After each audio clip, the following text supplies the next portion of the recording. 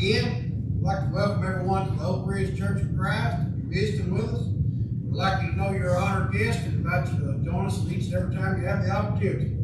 We'll go over a list of our sick this morning: Mary Rickstraw, Christy Tucker, Brenda Morgan, Buddy Robinson, Theo Weaver, Louise Coon, Larry Kennedy, Doug and Velveeta Roberts, Ricky Collier. Kenny told me this morning that his granddaughter Bailey Hollows, she lost her baby last night and she is still in the hospital. We need to keep them in our prayer. Also, we need to remember the Greg Gable family and the John Gamble family. We need to keep all of these in our prayer.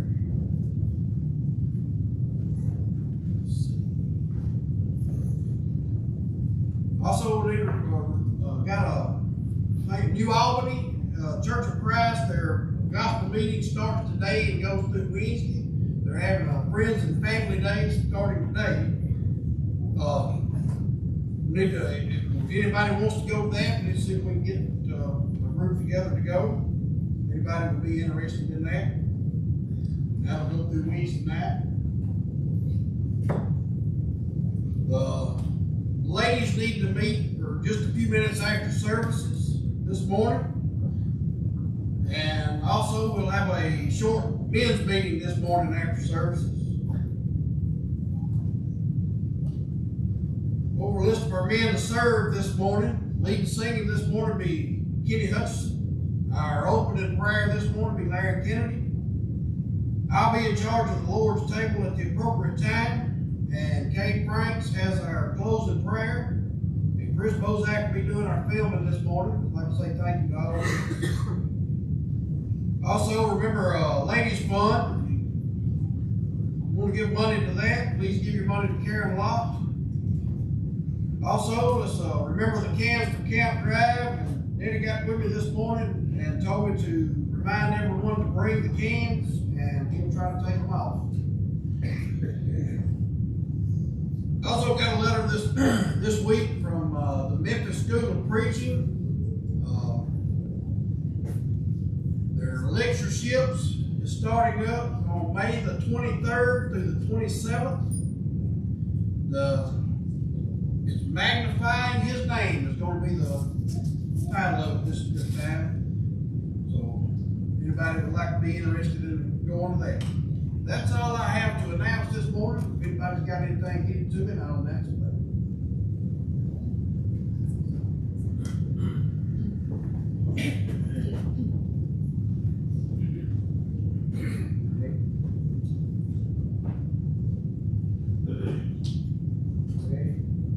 When with the Savior we enter the glory land, won't it be wonderful there?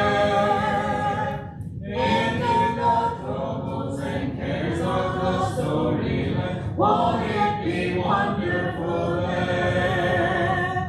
Won't it be wonderful there? Having no burdens to bear, joyously singing with heart bells all ringing. Oh, won't it be wonderful there? There with us tempest will never be sweeping us. Won't it be wonderful there? Sure that forever the Lord will be keeping us. Won't it be wonderful there? Won't it be wonderful there? Having no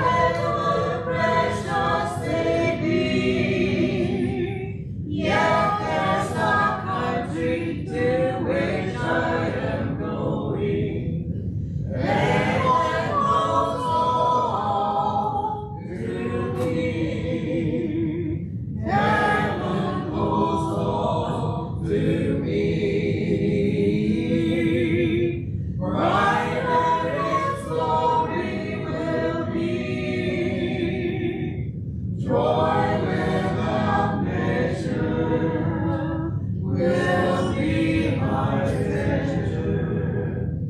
Heaven holds all to me.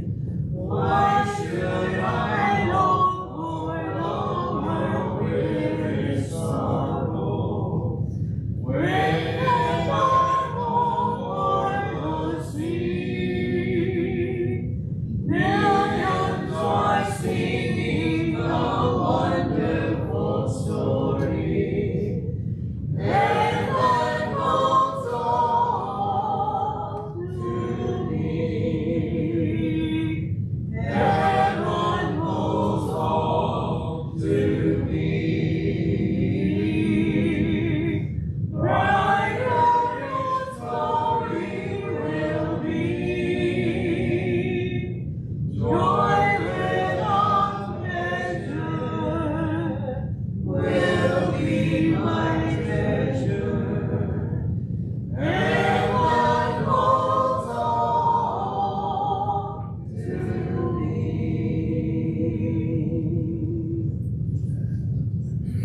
495 days on it.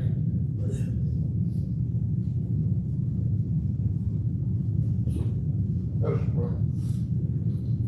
Our Heavenly Father, we're so grateful unto Thee for this beautiful day, for this privilege we have to assemble here once again, worship Thee in song, and study from Thy Word which is able to build us up in the faith. We're thankful unto Thee for all the many blessings of life. We would pray that this opportunity will continue for us in this world. We will not always be able to worship Thee without fear of harm. We pray also, Heavenly Father, that You will be with us as we meditate upon Thy Word this morning in the lesson that You have prepared for us. Help us that we may consider the things that are being said, compare our lives to those, and see how we add up into Your eternity. We pray also for those who have been mentioned as being sick, those who are being in trouble with loss of loved ones, other things within their lives beyond their control. Be Thy will, may they seem to be taken from their lives and may be restored to that good for loving life. Pray also that You would be with those who are unable to be here. Pray that the things hindering them might be taken from them and they be back once again taken to the cross and follow Thee. Continue with us as we worship this morning. Bless this congregation, Thy people. Help us to strive to be the shining light You have us to be. Father, receive us unto Thee, for it's in Christ's name we pray. Amen.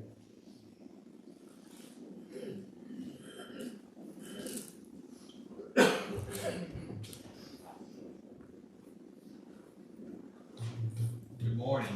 I appreciate so much the kind words and prayers this morning. As announced this morning, I'd like for you to mention, remember Mom in your prayers. We're afraid she's got a blood clot, a pretty serious one in her leg, and she's just not want to go to the doctor or the hospital with it. So maybe tomorrow we can get her convinced to do that. But she's in a whole lot of pain, so please remember her in the prayers too.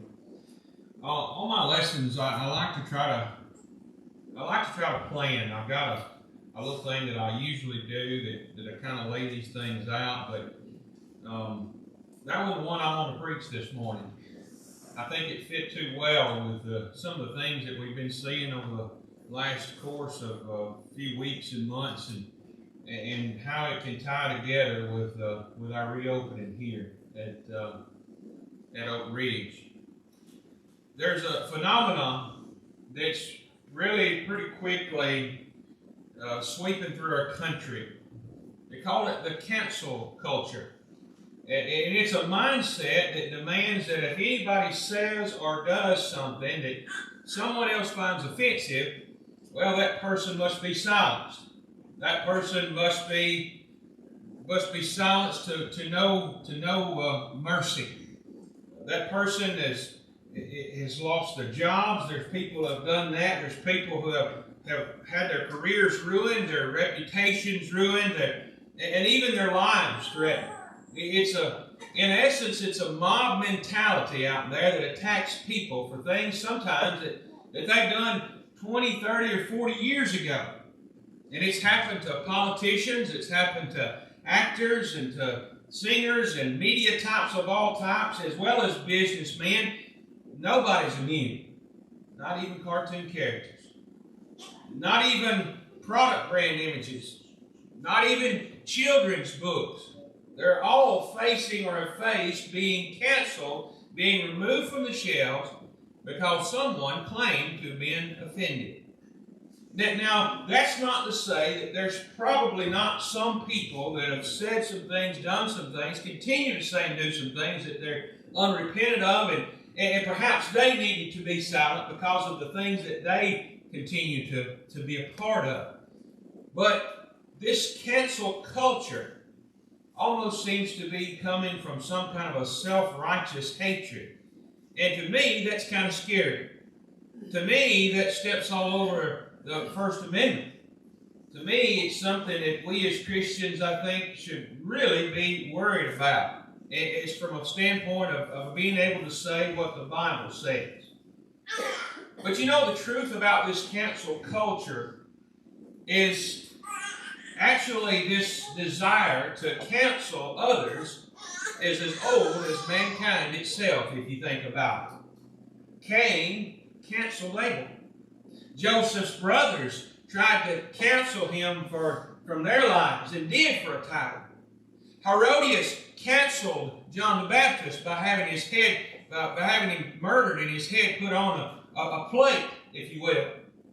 The mob canceled Stephen for the words that he spoke. And on throughout biblical history, we see the cancel culture. However, there's probably not one who has faced the cancel culture more than Jesus Christ. It was the cancel culture that had Jesus arrested and put up before this mock trial. It was a cancel culture that chose a murderer to be released among them rather than the Son of God. Give us Barabbas, they said. It was a cancel culture that hated Jesus so much that they had him crucified. Unlike others, though, who have been canceled by culture, Jesus wasn't a victim. The attempt to destroy Jesus had been a part of God's plan since the beginning of time. In fact, it was one of the major themes in biblical preaching. Peter preached Acts chapter 2 and verse 22, "Ye men of Israel, hear these words, Jesus of Nazareth, a man approved of God among you by miracles and wonders and signs, which God did by him in the midst of you, ye also yourselves also know. Him being delivered by the determinate counsel and foreknowledge of God, ye have taken, and by wicked hands have crucified and slain." The Apostle Paul, later on in 1 Corinthians chapter 15, verse 3 says, "For I delivered unto you, first of all, that thou also received, how Christ died for our sins according to the Scriptures, and that he was buried, and that he rose again the third day according to the Scriptures." The cross had been planned. Jesus' death had been on purpose. The cancel culture did exactly what God knew that they would do. It was all part of the design to save us. It was all part of the design to bring us in contact with God, which sin had separated us from. They tried to cancel Jesus, but instead he canceled death. But that got me thinking this morning. On that dark day, some 2,000 years ago, there was a great crowd of people, it says, that were gathered at the place of the skull, Golgotha, to bear witness to the spectacle of Jesus of Nazareth being canceled. This morning, I want to talk about three groups of people. Three groups of people. There was a very diverse crowd that was there that day for that crucifixion. And I want to talk about three of them, and then we're going to see what that says, how it speaks to us today. Three groups of people that I want to mention there. That was there at the feet of the cross the day after he yielded up his spirit. The first group of people were those who were mocking. There were those who were mocking. Some of those people who were mocking was a lot of the crowd. A lot of the crowd that was there were just there to scoff at, to spit on, to mock. And Matthew 29 and verse 39 talks about some of that. It says that they passed by, they reviled him, they wagged their heads and said, "Thou that destroyest the temple and build it up in 3 days, save thyself. If thou be the Son of God, come down from the cross." Verse 49 says, the rest said, "Let it be. Let us see whether Elias will come and save him." So there's a lot of people in that crowd that was there to mock the canceling of Jesus. One of the thieves was there also. Although he was there against his will, he went ahead along with the crowd and decided to mock Jesus too. Luke's account, Luke chapter 23, verse 39 says, one of the malefactors which were hanging railed on him, saying, "If thou be the Christ, save thyself and us." One of the things I find fascinating about this one thief is the fact that even though he went through going through this horrible death, this horrible amount of pain, he still found it something that he had to do too, to mock Jesus of Nazareth. Among those that mocked were, of course, the soldiers. Those soldiers, they took great pleasure in mocking Jesus. Luke 23, verse 36, the soldiers also mocked him, coming to him and offering him vinegar and saying, "If thou be the King of the Jews, save thyself." John 19, verse 23, it says that they had taken his garments and they made 4 parts, and every soldier had a part. And it says they drew lots for his tunic. Now, I was reading some things about that, and I never had thought about it before. What was the significance that the Holy Spirit had in letting us know that those clothes were going to be parted and sold? Well, it was prophetic, and also it meant that most likely Jesus was on that tree without any clothes on. I never had thought about that before. You see, one of the things that the Romans believed in was torture. And they spared no expense in trying to do as much as they can, not only physically, but also mentally. They also took great pleasure in breaking someone's self-esteem down and to making them not only physically hurt, but hurt down deep in their souls. And so if you think about Jesus not having a whole lot to start with, they took his clothes while he was there on that cross. They parted all those other garments 4 ways. You couldn't part the tunic. It was all one piece. And so they drew lots. They gambled for that piece. And I just thought that was interesting, that take on that. Whether that was actually the case or not, we don't know. But it could have been. Who else mocked Jesus? Well, of course, the religious leaders mocked him too. They'd gotten their way. They were those that had made up their mind a long time ago. But we see that back after Lazarus was raised from the dead, we see that they made that plot. They said that he's going to lose his life. Matthew chapter 27, verse 41, the chief priests mocked him.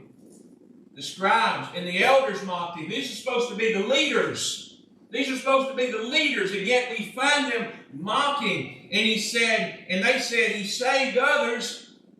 They knew he had done miracles. They'd seen the things and heard about the things that he was able to do, including raising people from the dead. But yet, he saved himself, verse 42, but he himself he cannot save. If he be the King of the Jews, the King of Israel, let him now come down from the cross, and then we will believe him. He's trusted in God. Let him deliver him now. If he'll have him, for he said that he was the Son of God.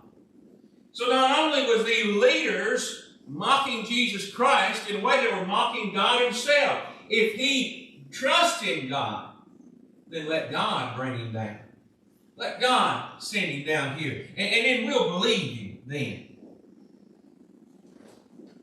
So there were those in that crowd, of course, that mocked him. There were also some in that crowd, more than some, who realized what had happened after it was too late. Those people in that crowd, it was like that. We see in Matthew chapter 27 what happened. There was darkness that fell over that land for a span of 3 hours. The temple was rent in two. One of the Gospels talks about that there was people from the graveyard came up. We don't talk about that a whole lot because that just doesn't seem like it's in our normal realm of thought, but that's what the Bible said happened. Now, seeing all this and witnessing all this thing that happened here, what did the centurion say there? This was a man who was in charge of these kind of things, and there's no telling how many people that he had saw suffer this fate of crucifixion. And yet that centurion says this in Matthew 27, verse 54. When he's seen the earthquake, when he's seen all those things that were done, he says that he feared greatly, saying, truly, this was the Son of God. Oh, he realized that what had happened, but only after it was too late. And I said there was more than some, because in witnessing all the things that had happened, and seeing all of this spiritual, all these things that took place, this darkness, this temple was rent in the midst, verse 45, it says that all the people that came together to that sight, beholding the things that were done, they smote their breasts and returned. What does that mean? They realized something.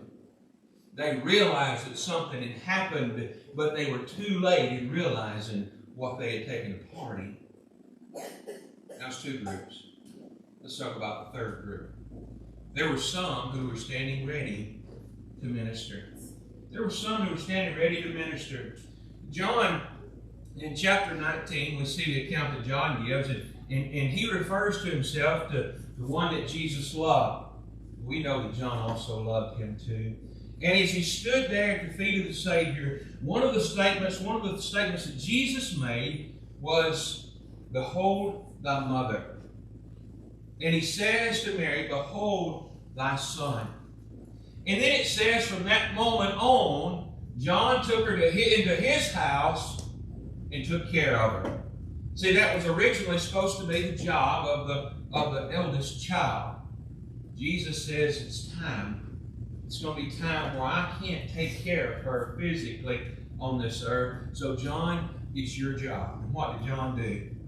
He stood ready to minister. He stood ready to take her home, to take care of her. So John was there ready to minister. Now, after the fact, we see another man come on the scene by the name of Joseph. We called him Joseph of Arimathea. John chapter 19, verse 39. After this, Joseph of Arimathea began being a disciple of Jesus, but secretly, for fear of the Jews, he sought Pilate that he might take away the body of Jesus.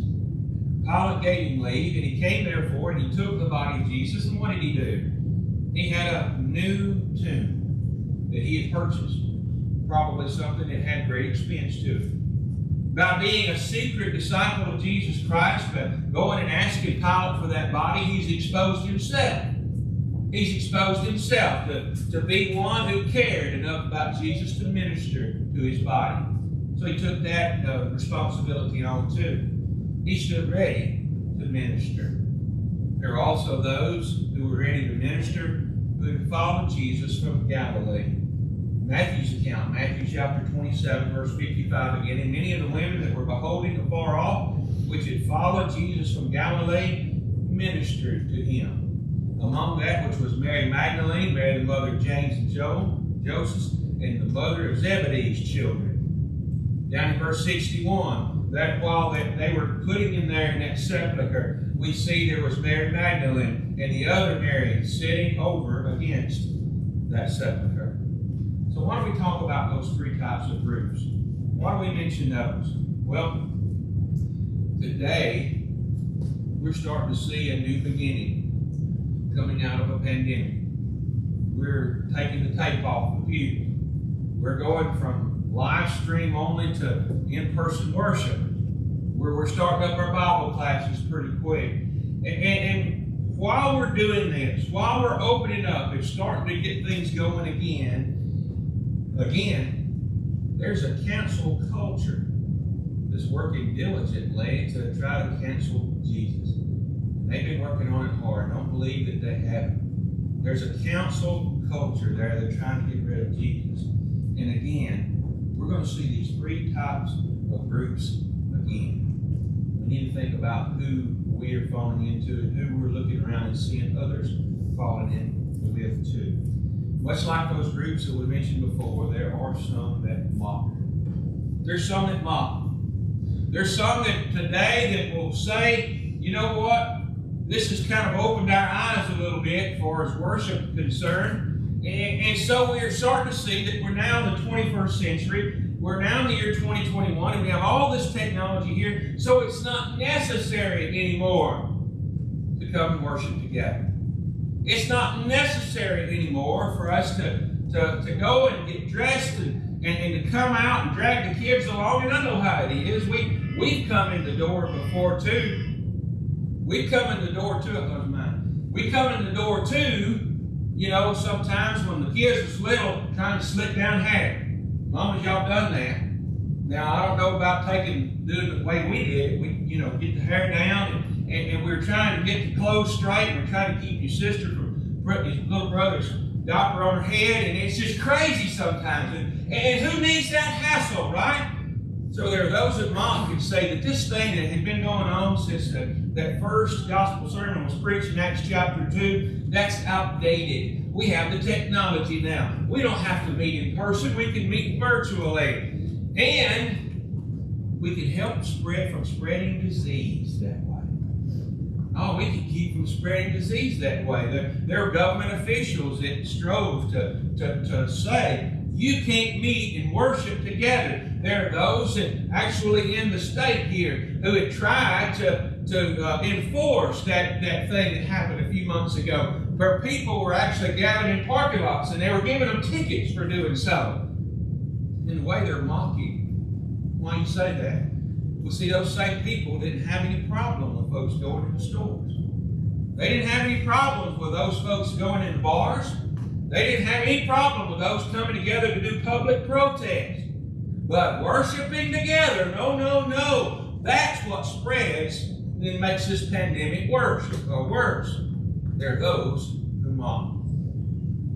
Again, there's another group that we just saw that was there 2,000 years ago. There are those that will realize the truth too late.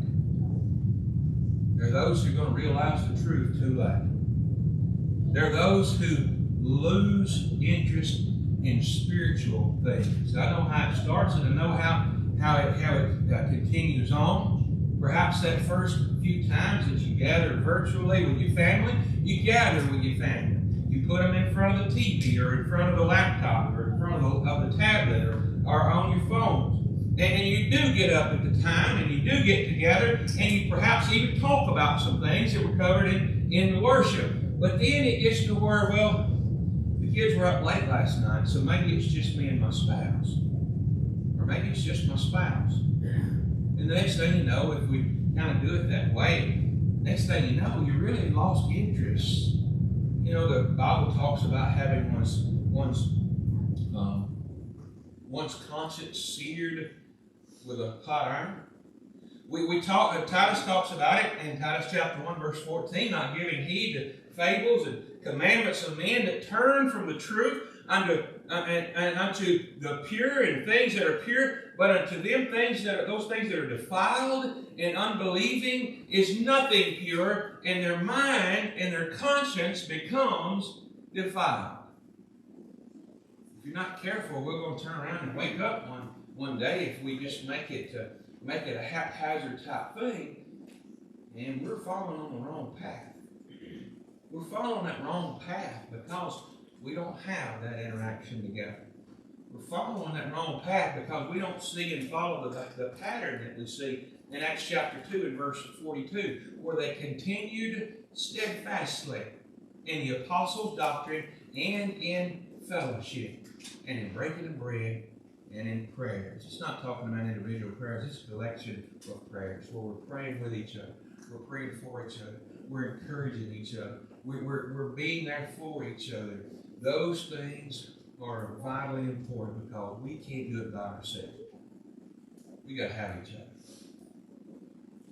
Sometimes, if we're not careful, we can realize it when it's too late. We can realize it when we've gotten to a point where, maybe now I'm embarrassed to try to come back and be a part of things. Maybe it's going on so long now, I just don't feel comfortable anymore doing it. Maybe it's going on so long now that maybe I just don't see it necessary anymore. And folks, when that happens, that's the truth. It's too late. Let's talk about the toll it takes on our kids. If we don't have that fellowship, if we don't have that interaction, if we're not helping to push our kids and to teach our kids, and as Ephesians 6 verse 4 says, Father's responsibility are, but it's our responsibility together too, isn't it? To train up a child in the way they should go, to bring them up in the nurture and the admonition of the Lord. It's hard for us to do that. And if we're not careful, if we're not really careful, we'll realize that cold hard fact when it's too late. Folks, once they get to be an age when they've not had a part in God, and God has not had a part with them, it becomes more difficult and sometimes impossible to make a difference in their life. And it's nothing could be worse with a parent than to have that realization. Sometimes we realize the truth too late.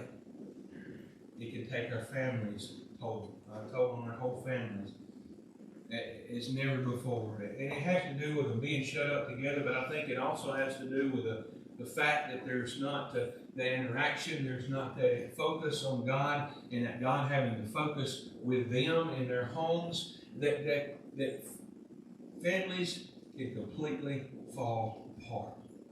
I said this past year, the divorce rates have never been higher. Not in small part, I think, than to have God and not be a center of that marriage. So there's two groups that we mentioned. Those that mock, those that realize the truth too late, and then those who stand ready to minister. I'm hoping that's the group that we find ourselves in. Standing ready to minister. Praying earnestly together for the work. This is just like, to me, and several of the guys and I have talked about this, as we get ready to start things back up, this is Acts chapter 2 things. This is Acts chapter 2 beginnings is what we're talking about here. We're having to figure things out kind of fresh. We're having to refocus some things. We're having to start teaching some first principles again. Because quite frankly, we've kind of gotten away because we couldn't. Kind of gotten away from the things that we need to be focusing on. So we need to be praying earnestly together for that work, and then we got to put our running shoes on. We've got to put our running shoes on and get ready to work. We got to use those talents to minister, right? You don't understand. I can't do this and I can't do this, but I know there's things you can do. I know there's things that you can do. We're handing out some cards to families. We're going to have a special day that's coming up this next Sunday, Lord willing, and it's going to give us an opportunity. It's going to give us an opportunity to be able to invite. We've got these little postcards, and I've given just a few to each family. Pray about specifically and give those things to those people. Hand them all out. And as a family, you do that together. And as an individual, you do that too. You don't have to have a card to hand them, but you talk to them, you invite them. I've heard that through the last week or two that we've had folks that have said, I've got so many said they're going to be here. Listen, invite 3 times that many. Invite 4 times that many. Not just because it's a special day, not because it's a friends and family day, but because it's an opportunity to kick this off like it needs to be. To be able to work together. To be able to stand ready, to be able to work together, to worship together, and make sure that you're praying about that too. That if it be the Lord's will, pray also together that these things that we're doing are being acceptable to God. And pray pray that we can be blessed. That we can be blessed spiritually, that we can be blessed in so many ways to be able to have that opportunity together. Don't let the momentum die. We are definitely better together. Keep inviting, even after this big day that Lord will only have this next week. Keep inviting, keep encouraging, keep exhorting, Hebrews 10 and verse 25. And we can do it together. Because we're better together. This morning we're going to offer an invitation. There are those this morning that have not obeyed the gospel. That great gospel, the fact that Jesus, even though those folks thought that they had canceled him, the fact was that that's been planned from the beginning because we had to have it. Because sin had separated us from God, and Jesus Christ had to be that perfect sacrifice. What a gift. What an opportunity. Just as with any gift, we've got to accept that gift.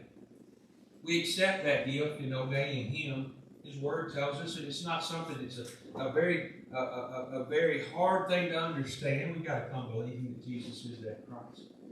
We've got to be willing to change the course of some things in our life. It's acknowledge that we've got sin and change the course in that life. We've got to be willing to confess His name, Romans 10, verse 9 and 10. And we've got to be baptized. We've got to be baptized to put on Christ. This morning, if you haven't done that, let's take care of that together. Let's study together. If you've got more questions, let's take that opportunity to focus in on that, and let's take care of those things together. There may be those this morning who realize that, perhaps I may have fell in one of those other groups to a point. Maybe I've mocked a little bit the outdated practice of being able to assemble together.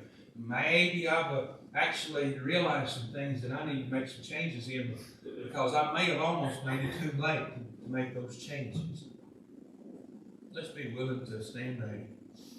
Let's stand ready with our running shoes on, and let's go forward together. If you need to respond to the gospel call, won't you come? Let's together we stand as we sing.